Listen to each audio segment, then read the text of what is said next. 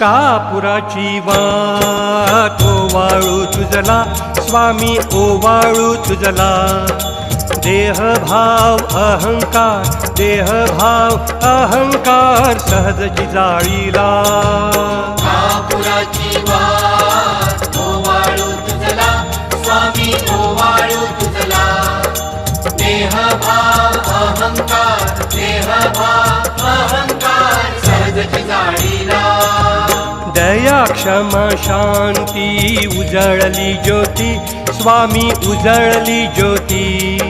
स्वयं प्रकाश रूप स्वामी देखली मूर्ती